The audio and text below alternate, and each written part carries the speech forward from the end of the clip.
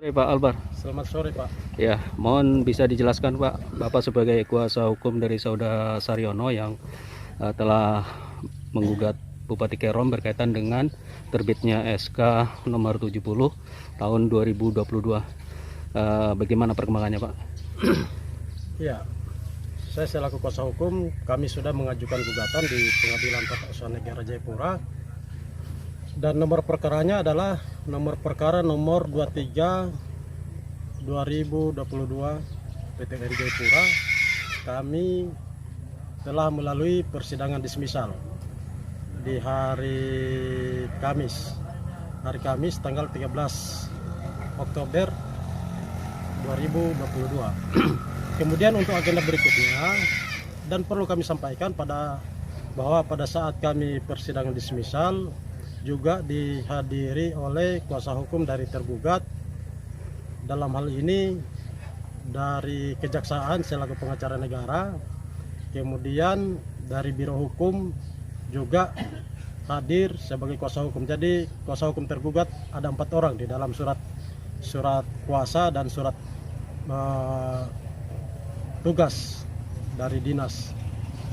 Dan pada saat kami sidang dismisal di hari Kamis kemarin, majelis hakim juga mengingatkan kepada kuasa hukum tergugat agar dapat menghadirkan atau menghubungi Saudara Yudi Santoso selaku pejabat PLT yang diangkat berdasarkan surat keputusan Bupati Kerom nomor 70 tahun 2022 tanggal 27 Juli 2022.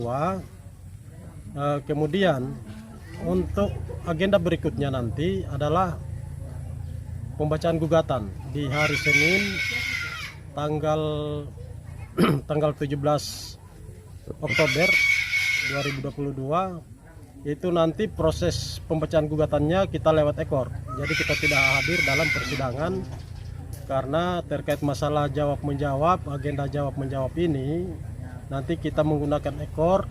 Nanti dari pihak tergugat juga yang telah kami upload gugatan yang kami upload di dalam ekor itu, nanti dari pihak tergugat juga nanti bisa membuka, kemudian nanti mereka menjawabnya juga lewat aplikasi ekor. Nah, untuk nanti agenda berikutnya setelah jawab menjawab adalah pembuktian surat dan pemeriksaan saksi. Nah, pembuktian surat dan pemeriksaan saksi itu nanti kami hadir dalam persidangan. Kami hadir dalam persidangan, jadi tidak lewat ekor lagi, tidak virtual. Seperti itu. Ya, berkaitan dengan bobot perkara Pak, apakah perkara ini termasuk perkara berat atau biasa-biasa saja Pak? Sebetulnya ini perkara biasa-biasa saja, karena jelas di dalam gugatan kami itu kami tuangkan dalil-dalil berdasarkan bukti-bukti pemilihan kepala kampung yang telah dilaksanakan di tahun 2021 secara serentak di Kabupaten Kerom. Nah, dasar-dasar gugatan kami itu yang menjadi bukti real adalah berdasarkan berita acara panitia pemilihan kepala kampung Iviavia Arso Barat ya. Arso Barat itu sudah diterbitkan semua berita acara, kemudian surat laporan dari distrik kepada Bupati terkait masalah Pak Saryono selaku calon kepala kampung terpilih. Itu sudah dilaporkan kepada Bupati, dan dari Dinas Pemberdayaan Masyarakat dan Kampung Kabupaten Kerom juga telah mengusulkan kepada Bupati bahwa Saryono ini adalah calon kepala kampung terpilih berdasarkan laporan Bamuskam Iviavia melalui kepala distrik Arso Barat. Namun hal itu tidak ditanggapi, tidak pernah direspon oleh Bupati Kerom selaku tergugat di sini. Oleh karena itu, karena tidak diresponnya surat laporan dari distrik Arso Barat, kemudian termasuk juga surat-surat dari Dinas Pemberdayaan Masyarakat dan kampung di Kabupaten Kerom, makanya kami mengajukan surat keberatan upaya administratif kepada Bupati. Hal itu juga tidak pernah direspon, tidak pernah ditanggapi. Oleh karena itu kami berdasarkan aturan kami mengajukan gugatan di Pengadilan Tata Usaha Negara Jayapura. Ya Pak, kalau boleh tanya Pak, ada berapa pokok poin Pak yang menjadi tuntutan dari Saudara Saryono Pak?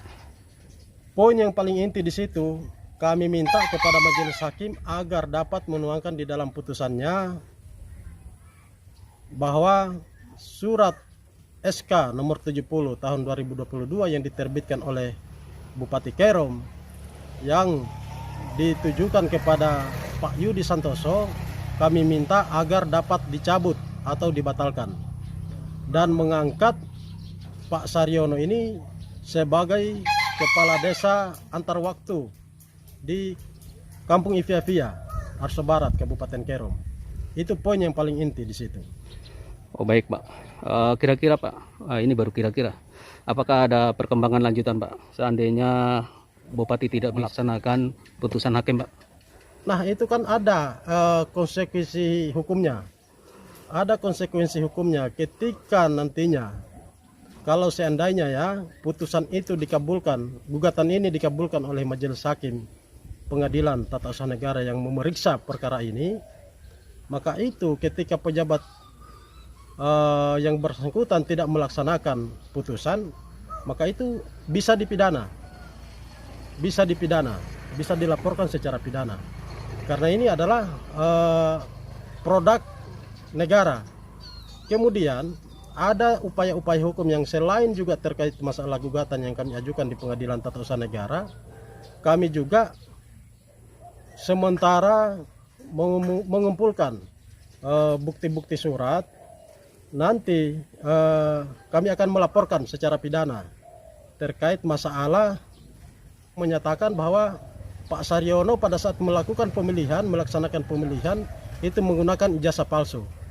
Nah, bukti-bukti ini sebagian besar kami sudah dapatkan terkait masalah keterangan-keterangan dari sekolah asal Pak Saryono yang menyatakan bahwa ijazah itu adalah sah. Kemudian terkait siapa nanti yang akan dilaporkan. Nah, pertama saya mau sampaikan secara belak-belakan bahwa yang menerbitkan keterangan ijazah palsu adalah Dinas Pendidikan Kabupaten Kerom. Itu pasti kami akan laporkan. Kemudian yang mengedarkan keterangan, surat keterangan dari Dinas Pendidikan itu kepada masyarakat juga kami akan laporkan yang mengedarkan, dan kami sudah mengumpul nama-nama itu. Nah, makanya kami agendakan untuk dalam minggu ini laporan itu sudah harus masuk di Polda Papua. Oke Pak, terima kasih atas waktunya Pak. Ya.